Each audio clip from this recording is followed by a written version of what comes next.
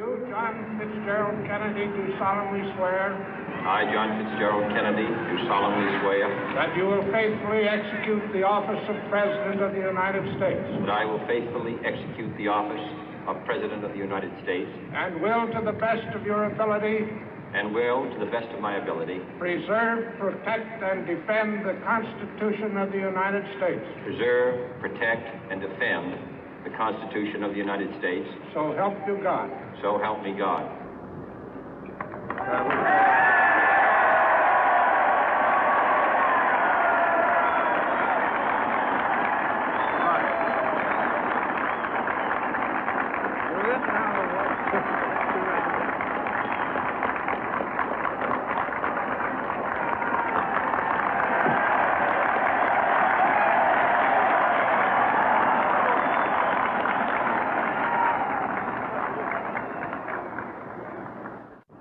Vice President Johnson, Mr. Speaker, Mr. Chief Justice, President Eisenhower, Vice President Nixon, President Truman, Reverend clergy, fellow citizens.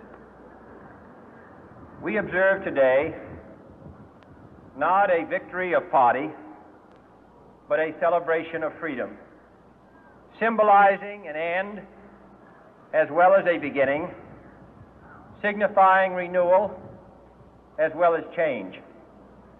For I have sworn before you and Almighty God the same solemn oath our forebears prescribed nearly a century and 3/4 ago.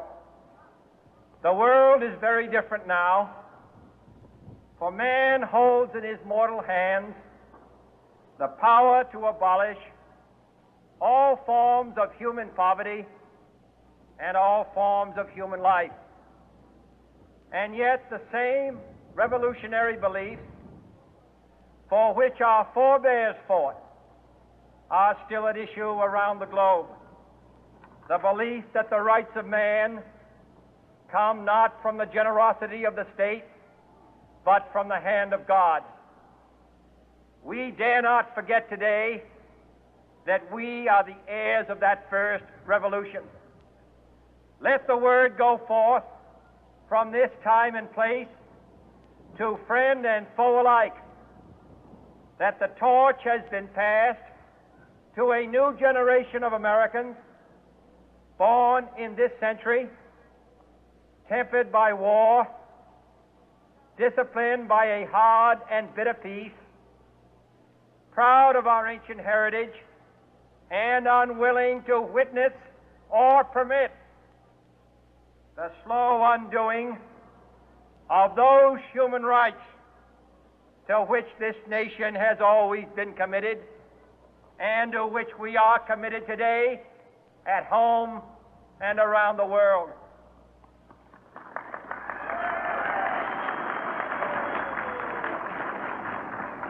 Let every nation know, whether it wishes us well or ill, that we shall pay any price, bear any burden, meet any hardship, support any friend, oppose any foe to assure the survival and the success of liberty.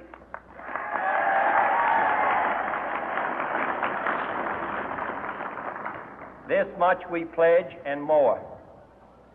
To those old allies whose cultural and spiritual origins we share, we pledge the loyalty of faithful friends. United, there is little we cannot do in a host of cooperative ventures. Divided, there is little we can do, for we dare not meet a powerful challenge at odds and split asunder. To those new states whom we welcome to the ranks of the free, we pledge our word that one form of colonial control shall not have passed away merely to be replaced by a far more iron tyranny. We shall not always expect to find them supporting our view, but we shall always hope to find them strongly supporting their own freedom, and to remember that in the past, those who foolishly sought power by riding the back of the tiger ended up inside.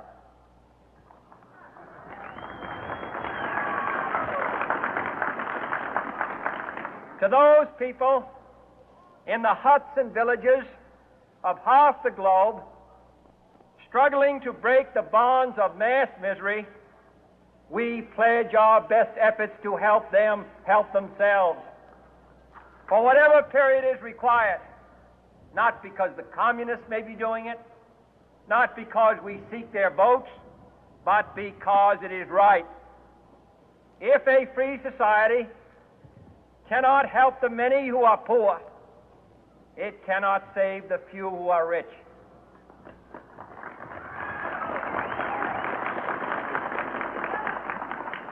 To our sister republics south of our border, we offer a special pledge to convert our good words into good deeds, in a new alliance for progress, to assist free men and free governments in casting off the chains of poverty. But this peaceful revolution of hope cannot become the prey of hostile powers. Let all our neighbors know that we shall join with them to oppose aggression or subversion anywhere in the Americas. And let every other power know that this hemisphere intends to remain the master of its own house.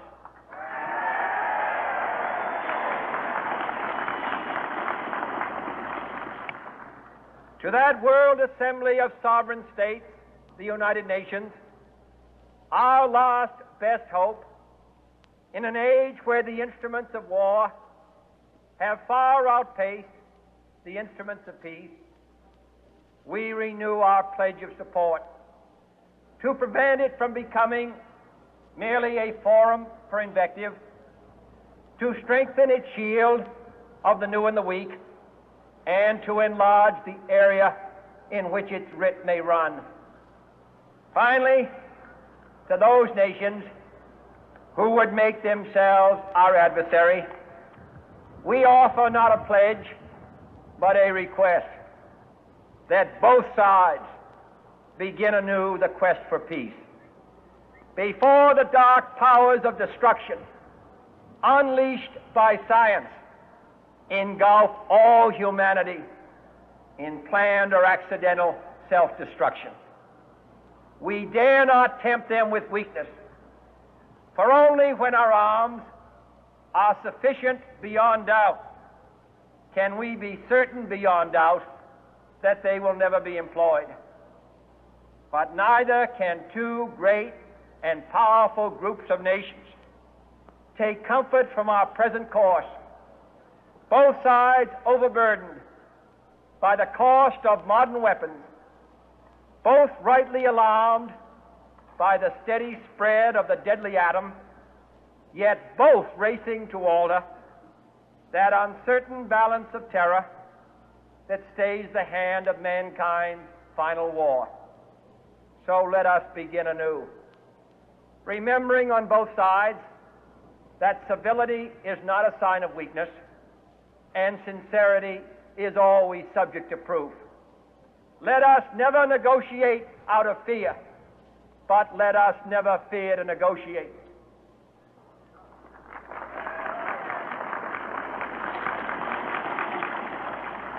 Let both sides explore what problems unite us, instead of belaboring those problems which divide us.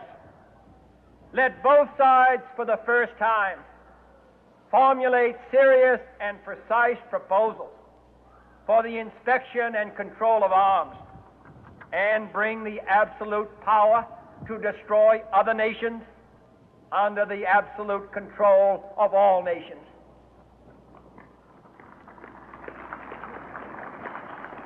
Let both sides seek to invoke the wonders of science instead of its terrors.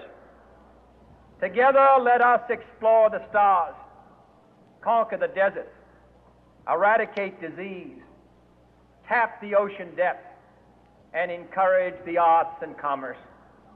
Let both sides unite to heed in all corners of the earth the command of Isaiah to undo the heavy burden and let the oppressed go free.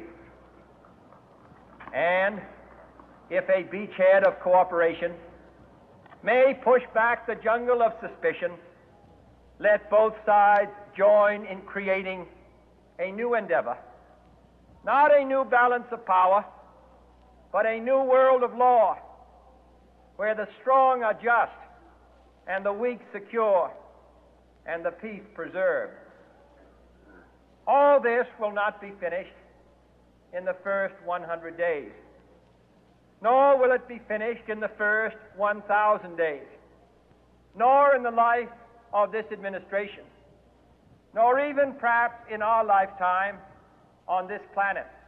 But let us begin.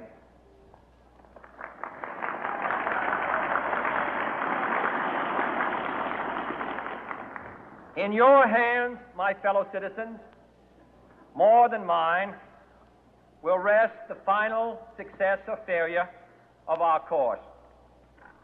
Since this country was founded, each generation of Americans has been summoned to give testimony to its national loyalty. The graves of young Americans who answered the call to service surround the globe.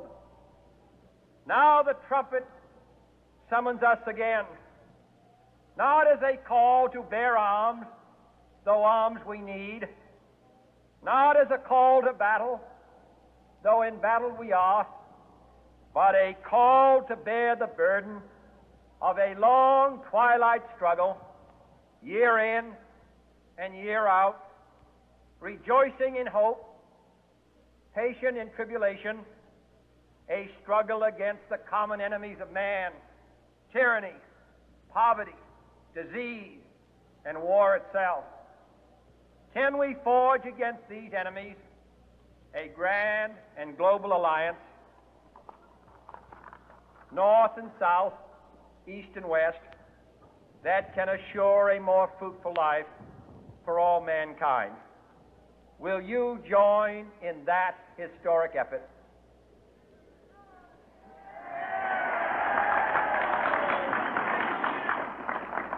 In the long history of the world, only a few generations have been granted the role of defending freedom in its hour of maximum danger.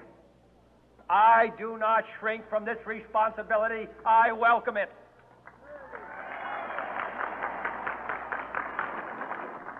I do not believe that any of us would exchange places with any other people or any other generation. The energy, the faith, the devotion which we bring to this endeavor will light our country and all who serve it. And the glow from that fire can truly light the world.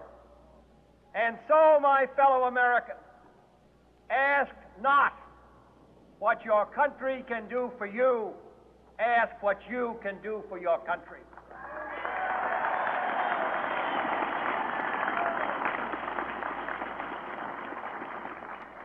My fellow citizens of the world, ask not what America will do for you, but what together we can do for the freedom of man.